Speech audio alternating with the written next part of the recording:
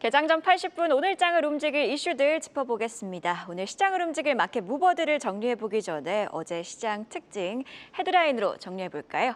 35조 원 추경 가시와 코스피 외국인 순매수 속 강세장 진입입니다.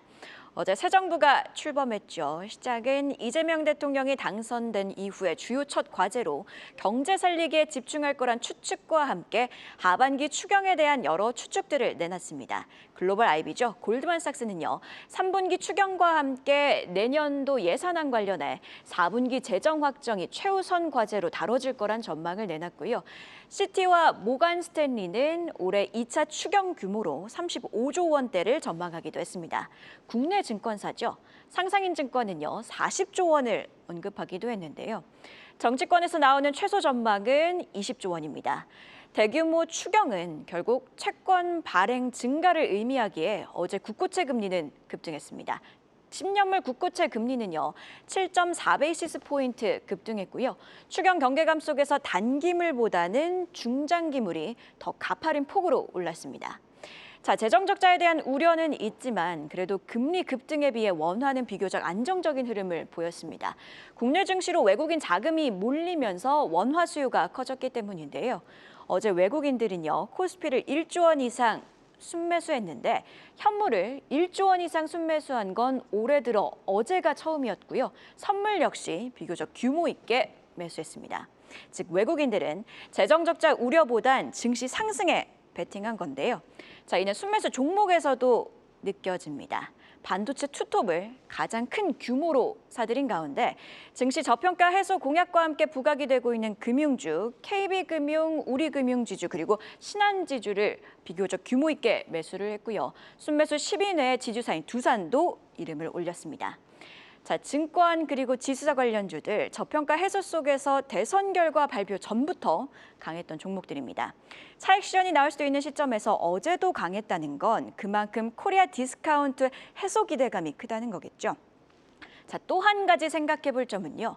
어제 대부분의 정책주들이 강했던 가운데 단기 차익 실현 매물 압력 노출 가능성이 큽니다. 자, 그런 가운데서도 수급의 연속성을 보여주는 종목을 중심으로 바로 주도주가 형성되지 않을까 싶습니다.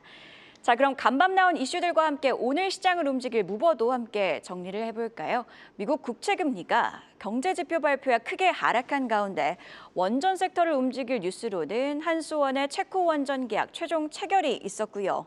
AI주를 움직일 뉴스로는요. 노스캐롤라이나의 메타가 100억 달러를 투자해 데이터 센터 구축에 나선다는 소식도 있었습니다. 그리고 재건주에 부담이 될 수도 있는 재료로는요. 러시아와 우크라이나의 협상 교착을 시사하는 헤드라인도 있었는데요. 자, 이 중 지수에 궁극적으로 영향을 줄 미국 국채금리 이야기를 좀 더 자세히 해보도록 하겠습니다. 간밤 나온 미 경제지표는요, 경기 둔화에 손을 들어주는 듯한 모습이었습니다. ADP 민간 고용은요, 예상치가 11만 명 증가였는데 전월 대비 3만 7천 명 증가로 집계되며 2년 2개월 내 최저 수준을 기록했고요. 그 견고하던 미국의 서비스업에도 균열 조짐이 포착되기 시작했습니다. 예, 트럼프는요, 자신의 SNS에 또 한 번 파월을 비판하며 금리 인하를 촉구했습니다. 자, 이런 재료는요, 결국 미국 국채 가격 급등, 즉 국채금리 하락으로 이어졌고요. 10년물 국채금리가 4.35%까지 하락한 가운데 달러화도 하락하는 흐름을 보였습니다. 자, 물론 경제지표 부진이 강했던 미국 증시에 힘을 빼는 재료로 작용한 건 맞습니다. 그러나 ADP 지표 같은 경우에는 가끔 튀는 수치가 나온다는 점, 그리고 오히려 금리가 하락했다는 점에서 대형 기술주들이 비교적으로 강세를 보였는데요. 이는 딱히 악재도 호재로 볼 수 없다는 재료라는 걸 시사하고 있습니다. 자, 지수가 어떤 방향으로 흘러갈지는 결국 개장 이후의 흐름에 달린 가운데 앞서도 언급을 했듯 어제 지수가 강했던 건 결국 코리아 디스카운트 해소, 증시 부양 기대감이죠. 일각에서는 오늘 국회에서 상법 개정안에 대한 언급 및 방향성 제시가 있을 가능성을 보고 있습니다.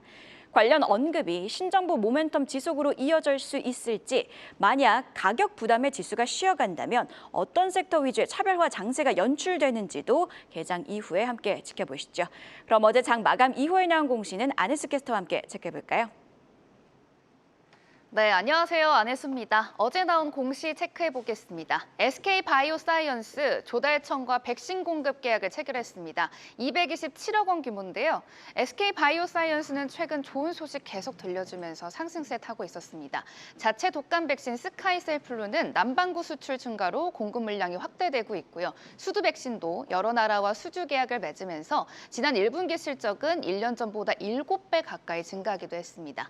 이번 계약은 우리나라 조달청과 독감 백신을 공급하기로 했고요. 계약 금액은 227억 2,800만 원, 계약 규모는 전체 8.5%에 해당합니다. 계약 종료일은 1년 뒤인 2026년 6월 30일까지입니다. 어제 애프터마켓에서 급등한 종목도 알아보겠습니다. 앞서 정책 수혜주로 소개해드렸던 솔트룩스입니다. 정규장에선 21.95%, 애프터마켓에선 더 높은 23.82%로 마감했습니다. 어제 신정부가 출범하면서 AI 산업이 부각됐는데요. 여러 AI 종목들 중에서도 어제는 AI 자체 모델 개발 경험이 있는 솔트룩스가 애프터마켓에서 강세 보여줬습니다. 증권가에서는 AI 신모델 루시아 3.0 출시를 앞두고 있는 동시에 정부 주도 사업을 지속해온 솔트룩스가 앞으로도 본격적인 수혜를 볼 수 있을 거라고 내다봤습니다. 지금까지 장마감호 공시 안혜수였습니다. 네, 이렇게 어제 나온 공시와 함께 특징주까지 짚어보고 오셨는데요. 첫 번째 공시, SK바이오사이언스 공시부터 이어가도록 하겠습니다. 오늘 증시 모닝 브리핑은 곽영훈 주식부자 연구소 대표와 함께 하는데요. 자, 대표님, SK바이오사이언스가 조달청과 함께 227억 원 규모의 인플루엔자 백신 공급 계약을 체결했다고 공시를 했습니다. 관련 공시는 어떻게 보셨을까요? 네, 여러 가지 측면에서 이제 해석을 해봐야 되는데요. 일단 긍정적인 측면이 있다고 좀 보시면 되겠습니다.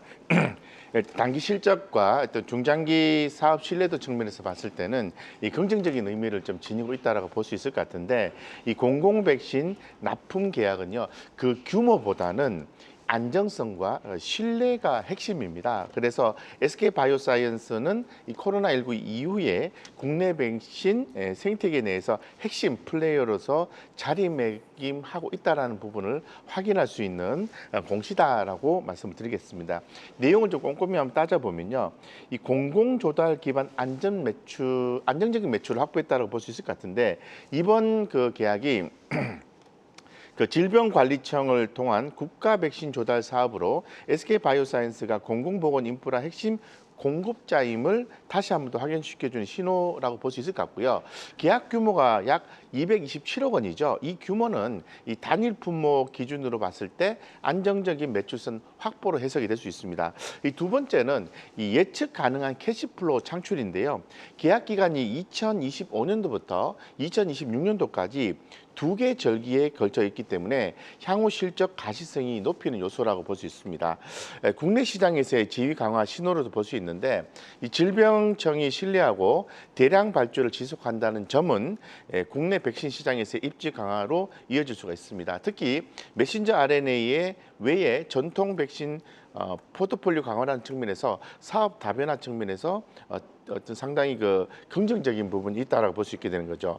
그리고 계약서상에 일단 질병청이 수량 조정을 플러스 마이너스 10%까지 할 수 있다, 이렇게 나와 있지 않습니까? 이 부분은 상황에 따라서 실적이 추가적으로 증가할 여지가 있다라고 보는 거죠. 그렇기 때문에 그동안의 주가 하락을 마무리하고 점차적으로 어떤 밸류에이션 회복에 대한 가능성이 높다라고 해석할 수 있는 공시다라고 좀 볼 수 있을 것 같습니다. 자, SK바이오사이언스 결국 투자 심리 회복에 따른 반등 가능성을 이야기해 주셨고요. 자, 이번에는 대표님께서 주목하고 계신 종목 중에서 오늘장에도 관심을 가져볼 만한 종목 짚어보도록 하겠습니다. 네오위즈홀딩스 주목하고 계시네요. 네, 시가총액이 좀 낮습니다. 한 2천억 원 정도 되는데요. 주가가 바닥권이기 때문에 시가총액이 낮다라고 개인적으로 판단하고 있고요. 전체적으로 이 네오위즈홀딩스에 대해서 주목을 해야 되는 이유가 한 세 가지 이유가 있습니다. 첫 번째는 잘 아시는 것처럼 비트코인 가격이 11만 달러를 돌파를 하고 난 뒤에 지금 대략 한 10만 5천 달러 정도 유지가 되고 있는데, 이러한 비트코인에 대한 수혜주로 분류가 되고 있습니다. 두 번째는 뭐 지주사 종목들이 많이 올라가고 있는데요. 상법 개정을 통해서 지주사 테마에 포함이 되기 때문에 상당히 주목을 받을 여지가 있고요. 그리고 이제 저평가 매력입니다. 이런 어떤 삼박자 모멘텀을 가지고 있기 때문에 추가적인 어떤 주가 상승이 나와주지 않을까 이렇게 보고 있는 거죠. 핵심은 결론적으로 말씀드리면 지주사 할인 해소와 가상자산 테마의 교착점에 위치한 종목이다라고 볼 수 있게 되는 거죠.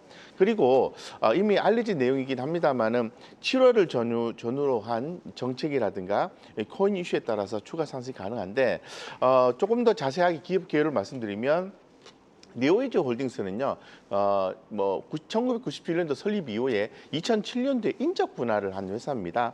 그래서 현재 지금 홀딩스 지주사거든요. 최근에 지주사 흐름이 강화되고 있다는 거 확인하시면 될 것 같아요. 기술적으로 봤을 때 최근 주가 흐름이 60일 신고가를 돌파하면서 정배열 구간에 들어갔다는 것은 중기 상승 모멘텀을 확보했다는 의미로 해석을 할 수 있을 것 같고, 재차 눌림 후에 추세적인 상승이 이어질 가능성이 높은 시그널로 저는 해석을 좀 하고 있습니다. 그렇기 때문에 이런 현상이 왜 나오는지에 대해서 살펴보면은 기 말씀을 드린 것처럼 지금 그 자사주 소각 의무화 이 내용이 만약에 이제 법제화가 된다면은 기업 가치의 레벨업 효과가 나올 수가 있거든요. 그래서 지역 지배구조 개선과 주주 환원 정책이 최근에 정치권 이슈로 많이 부각이 됐는데요. 이 부분들이 계속해서 부각이 될 수 있을 것 같은데 그거 하나고요. 두 번째는 자사주 25.61%를 보유하고 있다는 부분입니다. 이 부분도 함께 고려해서 지주사 테마로 엮어서 보시면 좋을 것 같습니다. 따라서 이 자사주 가치 부각 이런 부분도 있는 거죠. 그리고 현재 PBR이요 0.54 정도 되니까 절대적인 저평가다고 볼 수 있는 거죠. 그리고 하나 더 주목이 될 수 있는 부분은 이 지금 비트코인 관련된 그 수혜 기업으로 우리가 주목을 해야 되는데 앞으로 이제 그 법인 같은 경우에도 7월부터 이 가상 자산 계좌 보유 허용 정책이 시행이 예정이 되어 있습니다.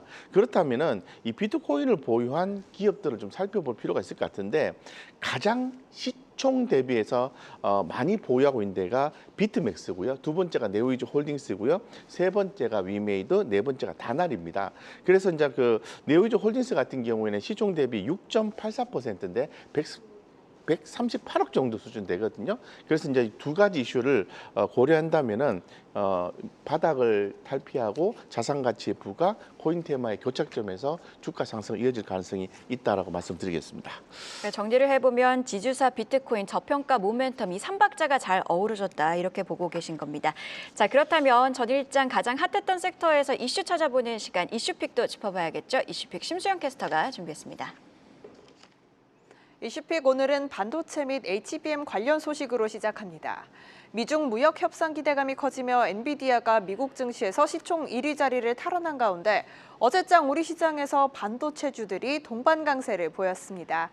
특히 SK하이닉스는 어제장 4.82% 상승한 21만 7,500원 선에서 거래 마친 점 특징적이었는데요. 관련해 올해 1분기 삼성전자를 제치고 사상 처음으로 글로벌 디램 시장 1위를 차지했다는 소식이 영향을 미쳤습니다. 조금 더 자세히 짚어보면요. SK하이닉스의 매출은 전분기 대비 7.1% 줄어들며 97억 2천만 달러를 기록했지만요. 삼성전자의 매출 감소폭이 19.1%로 나타나며 1위를 차지할 수 있었습니다. 고부가 가치 제품인 HBM3E의 출하 비중이 늘어난 점이 선전할 수 있었던 원인으로 꼽혔습니다. 관련해 트렌드포스는 2분기 미국의 대중국 상호관세 유효 기간에 맞춰 PC 및 스마트폰 업체들이 재고를 조정하고 생산을 확대할 가능성이 크다고 언급했는데요. 주요 디램 제조사들의 출하량이 증가할 수 있으니 관련주 유심히 지켜보시면 좋겠습니다. 다음 소식은 로봇 관련 소식입니다. 어제장 현대차그룹이 보스턴 다이내믹스가 휴머노이드에 특화된 국제표준 제정에 나선다는 소식이 들려오며 관련주들이 랠리를 펼쳤는데요. 섹터 내에서는 원익홀딩스가 15% 상승했고요. 두산이 11%대 강세 보였습니다. 국제표준을 제정한다는 것이 무슨 의미를 가지는지 궁금하신 분들 계실 것 같은데요. 결국 핵심은 안전성을 확보하는 길이 열렸다는 점입니다. 휴머노이드 로봇은 산업 현장에 투입되려면 일반 근로자와 같은 공간에서 일해야 하는 만큼 안전성 확보는 휴머노이드 상용화에 있어서 선제 조건이라 볼 수 있는데요. 표준이 제정된다면 안전성과 신뢰성을 인정받으며 보스턴 다이내믹스의 아틀라스 양산에 속도가 붙을 수 있을 전망입니다. 현재 초안 승인 후 심사 단계에 있는 만큼 들려올 소식도 주시해 보시죠. 지금까지 심수연이었습니다. 네, 이슈픽 두 가지 이슈 체크해 보셨고요. 첫 번째 이슈부터 자세히 분석해 보도록 하겠습니다. SK하이닉스가 올해 1분기 삼성전자를 제치고 D램 시장에 있어서 점유율 1위를 기록했습니다. HBM 효과에 힘입은 결과로 풀이가 되고 있는데요. 반도체 투톱의 향방 어떻게 보고 계실까요? 네, 일단 SK하이닉스의 이제 긍정적인 부분으로 해석을 할 수 있는데요. 지난 1분기 글로벌 D램 시장에서 점유율 36%를 점유를 하면서 삼성전자를 제치고 사상 처음으로 1위를 차지했다는 부분이 상당히 좀 고무적이다라고 볼 수 있을 것 같고, 창사 42년 만에 달성한 성과로 기술력뿐만 아니라 산업 구조 자체의 변화 신호로서 해석할 여지가 충분히 있다고 볼 수 있을 것 같습니다. 핵심은 바로 HBM 고대역폭 메모리입니다. SK하이닉스는 이 분야에서 시장 점유율 70%를 차지하면서 HBM3E와 차세대 HBM4를 선제 공급하고 있습니다. 특히 엔비디아, AMD 등 글로벌 AI 기업들과의 파트너십 매출 확대로 결정적인 기반이 되고 있는 거죠. 그래서 추후에 아무래도 좀 살펴보면 AI 서버라든가 데이터 센터의 확산, 이런 부분들은 확산 속에서 평균 판매 단가가 이제 급등하고 있는데, 이 부분이 고부가 가치 중심으로 매출 구조의 전환이 나오고 있다는 부분입니다. 거기에 비해서 삼성전자는 좀 그러하지 못하다라고 볼 수 있을 것 같습니다. 따라서 이 관련해서는 이제 HBM 관련 뉴스라든가 AI 수요 발표, 이런 어떤 이벤트 드리븐 차원에서 접근이 가능하다고 볼 수 있을 것 같고요. 중기적으로 봤을 때는 HBM4 양산 본격화, 고객 다변화, 실적 개선 흐름이 이어질 가능성이 높다고 볼 수 있을 것 같습니다. 그래서 짧은 시점에서 변동성을 보고 투자하는 것보다는 SK하이닉스는 길게 보시고 투자하는 전략이 조금 더 맞다라고 말씀드리겠습니다. 자, 그리고 오늘 반도체 투톱의 주가 향방에 영향을 줄 이슈가 하나 있습니다. 간밤 어떤 발언이 나왔냐면요. 하워드 러트닉 미국 상무부 장관, 반도체법 보조금 재협상 중이라는 발언을 내놨고요. 일부 보조금은 과도하다, 이런 발언까지 내놨습니다. 우리 기업들이 받기로 한 보조금과 관련해서 삭감 가능성이 지금 포착되고 있는 건데 어떻게 보고 계실까요? 네, 일단 중대한 리스크 요인으로 해석이 될 수가 있을 것 같은데요. 일단 기본적으로 세 가지로 해석을 할 수 있습니다. 정책적 부분과 재무적, 전략적 측면에서 그 의미를 정리해 볼 수가 있는데, 이 정책 리스크의 확대인 거죠. 미국 내의 투자가 불확실성이 이제 증가하고 있는 겁니다. 이 관련해서 지원금, 합의된 지원금조차 변경될 수 있음을 시사하고 있기 때문에 미국 정부의 정책 신뢰에 대한 우려감이 자극이 되어서 이 보조금이 삭감될 가능성이 대두가 되고 있는 거죠. 이에 따라서 투자 회수 기간의 연장, 그리고 수익성 악화 우려, 이런 걸로 해석이 될 수 있을 것 같고요. 이 두 번째는 재무적 부담 우려의 어떤 우려의 증가라고 볼 수 있을 것 같습니다. 그래서 SK하이닉스와 삼성전자가 미국 투자 금액이 상당히 좀 크지 않습니까? 그런데 만약에 이런 어떤 그 부분이 줄어들게 되면은 총 투자 대비 수익률이 낮아지고 해당 설비 투자에 대한 회수 기간이 길어지는 이 재무적인 부담이 커질 수 있다는 겁니다. 이 세 번째는 이제 정치 변화에 따른 정책 후퇴 가능성이 부과가 될 수 있는데요. 트럼프 대통령의 이 반도체법 폐기 주장이라든가 관세 압박 전략이 현실화될 경우에는 이 보조금 지원 축소되는 대신에 규제와 압박은 더 강화될 수 있는 양면적 리스크로 해석을 할 수도 있는 거죠. 그렇기 때문에 중장기적으로 봤을 때는 글로벌 공급망 전략 수정이 필요한 걸로 해석이 되는 겁니다. 그렇기 때문에 관련되어서 좀 우리 기업들에게 좀 중대한 리스크로 해석이 될 여지가 있는데 좀 살펴볼 필요가 있다. 협상 과정을 살펴볼 필요가 있다. 이렇게 말씀드리겠습니다. 자, 이렇게 SK하이닉스 그리고 삼성전자 반도체 보조금 지원금 관련된 뉴스까지 짚어봤고요. 두 번째 이슈픽도 체크해 보도록 하겠습니다.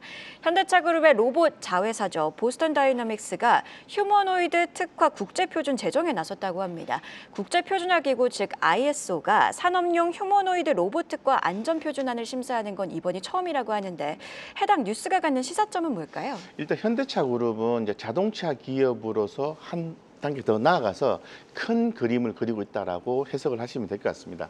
이 현대차 그룹이 단순한 기술 경쟁을 넘어서 산업 규칙 자체를 설계하려는 횡보에 나섰다라고 볼 수 있는 거거든요. 그래서 산업용 휴머노이드 로봇의 국제 안전 기준 초안을 ISO의 세계 최초로 제출을 하면서 이 글로벌 로봇 산업의 룰 메이커로 도약하고 있는 점인 거죠. 그래서 뭐 핵심 그 계열사 보스턴 다이나믹스 그리고 대표 모델인 아틀라스의 상용화 자신감이라고 볼 수 있을 것 같습니다.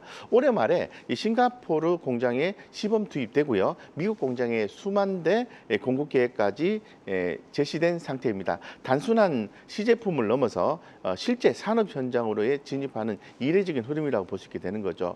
그러면은 왜 국제 표준이 중요한가라고 봐야 되는데 이 ISO 표준은 단순한 기술 규범이 아니라 이 글로벌 시장 진입의 자격 조건입니다. 선제적으로 표준을 제정하면은 후발 주자들은 해당 규칙을 따라야 하고요. 이는 곧 독점적 공급 우위를 의미한다라고 볼 수 있게 되는 거죠. 그렇기 때문에 현대차가 이 기술력을 물론 산업 지배력을 중장기 전략으로 본격화한다는 측면에서 상당한 의미가 있다고 볼 수 있을 것 같습니다.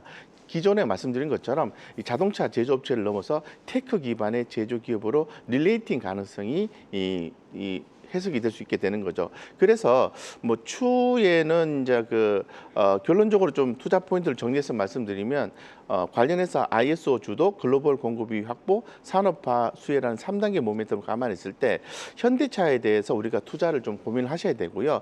이 수혜가 예상되는 종목들이 있습니다. 뭐 스마트 팩토리 자동화, 예를 들어서 뭐 로보스타라든가 T-로보틱스, 뭐 AI 센서, 지능형 로봇, 글로벌 협력 네트워크 관련된 종목들, 엔비디아, 구글 얘기하는 거죠. 이런 기업들과 이렇게 함께 투자를 고려해서 진행하시면은 좋을 것 같고요. 결론적으로 뭐 추후에는 뭐 현대 로보틱스의 뭐 분할 상장이라든가 그리고 또 보스턴 다이나믹스의 나사 상장 이런 것도 이런 큰 그림을 그리고 있는 것이 아닌가 이렇게 생각을 하고 있습니다. 네, 지금까지 증시모닝 브리핑 오늘은 주식부자연구소 대표 곽영훈 대표와 함께했습니다. 고맙습니다. 계속해서 다양한 경제 이슈를 알고 싶다면 구독과 좋아요, 알림 설정 부탁드립니다. AI 캐스터 권미정이었습니다.